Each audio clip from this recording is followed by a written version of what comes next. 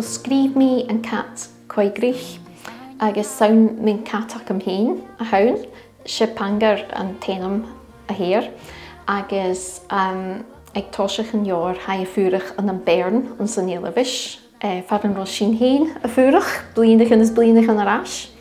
Agus an uair sin se cat gomach próisiil agus tolachte a hawn.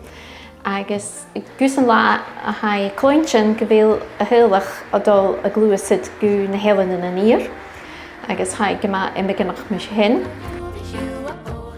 Se uair an mór a hawn agus brosnach ag mór a hawn go bhfuil mé a fáin Duaisean an Gaelic chan é a chi a canan ach am a hawn ídear.